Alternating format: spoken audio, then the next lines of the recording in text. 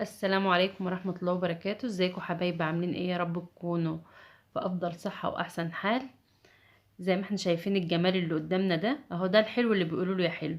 هنعمل ميني بانكيك، هنعمله بطريقة سهلة وبسيطة خالص، وهتعملي الجمال ده لولادك، مش واخد منك وقت ولا واخد منك مقادير كتير ولا حاجة. هتعمليها في البيت بكل سهولة.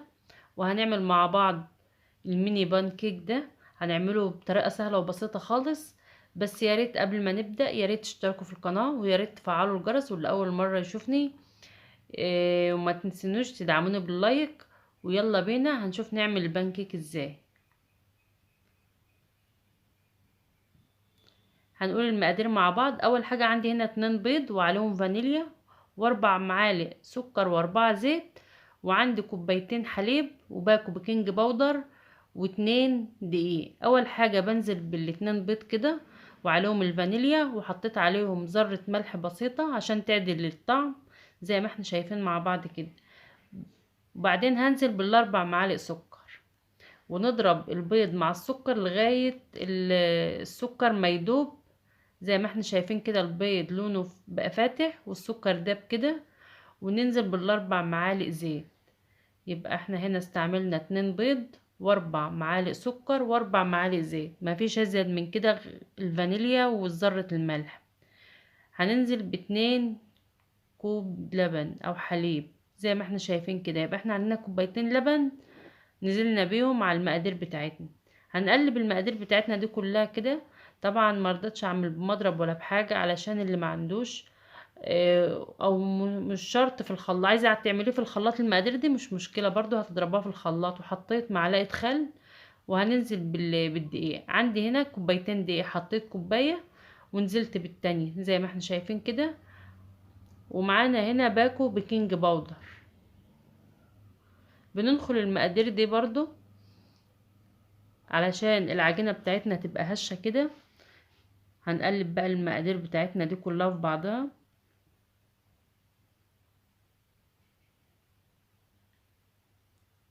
هتعملي حاجة حلوة لولادك، وهتعمليها بطريقة سهلة وبسيطة خالص، وهتلعبي لهم في الألوان بتاعتها وهتفرحيهم. كده خلاص. المقادير بتاعتنا كده ثابتة زي ما احنا شايفين ومظبوطة اهي. فعايزة تعمليه بالفانيليا بس براحتك، عايزة تحطي معلقة كاكاو خام عليه وتعملي نص فانيليا ونص شوكولاتة، دي حاجة بترجعلك. فاحنا هنقسم الخليط بتاعنا كده، وهنحط عليه معلقة ونص كاكاو خام زي ما احنا شايفين كده. يبقى انا زودت، قسمت الخليط وزودت نص منه، حطيت عليه معلقة ونص كاكاو خام زي ما احنا شايفين. هنقلب الكاكاو، طبعا بدل حطينا كاكاو يبقى احنا هنزود حليب. حطيت حوالي 3 معالق كبار حليب.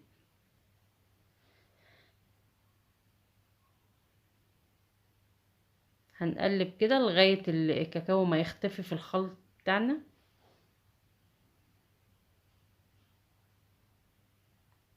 البانكيك ده يا جماعة من اسهل ما يمكن، يعني هيتعمل معاكي بطريقة سهلة وبسيطة خالص. يبقى كده خلاص الخليط بتاعنا جاهز.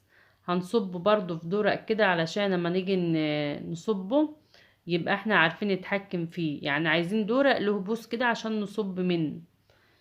كده انا دهنت الطاسة مسح الزيت بسيطة، وبعدين حطيتها على النار تسخن بس مش هتسخن قوي زي ما احنا شايفين كده. وننزل نحاول يعني ايه نظبط ايدينا شوية، اللي هو يبقى كل المقادير قد بعضها. اول ما الفراغات دي بتظهر بنقلب البانكيك كده على طول زي ما احنا شايفين.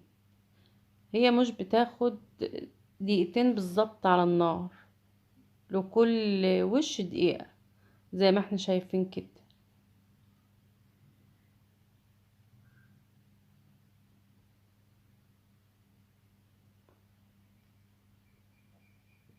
بنديله لون من الوش ده ولون من الوش ده ونشيل على طول.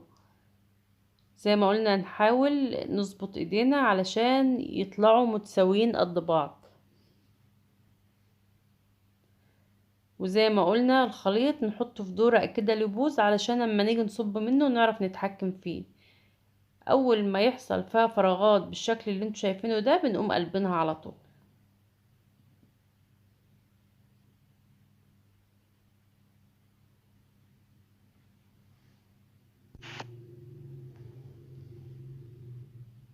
هو طريقته سهلة وبسيطة وما بتاخدش مننا مجهود ولا بتاخد مننا وقت.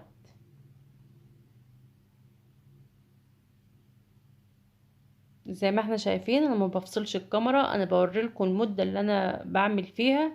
يعني زي ما قلت معاكم قبل كده تقريبا بتاخد دقيقة على كل وش دقيقة. ده اللي بالشوكولاتة هنحاول نعمله مع بعض. برضو بحاول اظبط ايديا كده اللي هو يبقى مقادير مظبوطة على قد ما اقدر.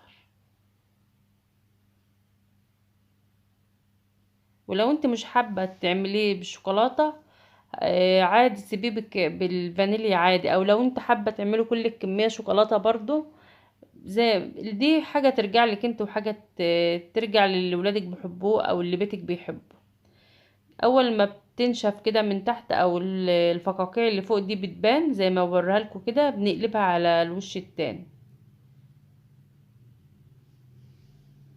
يبقى طريقته سهلة خالص وبسيطة وما خدتش مننا وقت وعملناه بكل سهولة. وده حبايب الكمية اللي احنا عملناها. شايفين الكوبايتين الدقيق عملوا له الكمية دي كلها.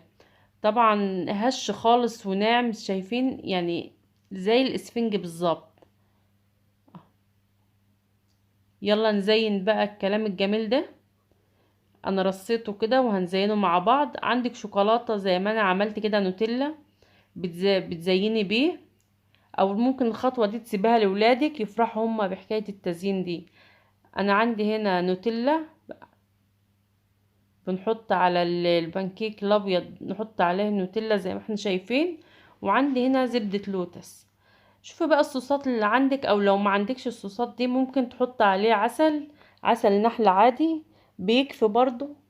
يعني تبع الامكانيات اللي موجودة وتبع ما انت عايزة تعملي. زي ما احنا شايفين انا زودت على النوتيلا حطيت عليها برضو زبدة لوتس. يعني دلعنا الطبق زي ما بيقولوا. شايفين المنظر بقى، حاجة كده تفتح النفس. كفاية المنظر اللي قدامنا ده. وده انا سبته كده، حطيت شوكولاتة في النص واللي حابب ياكل براحته. وزي ما احنا شايفين التزيين ده حاجة تبع راحتك، وانا برضو زينت طبق تاني زي ما انتوا شايفينه كده.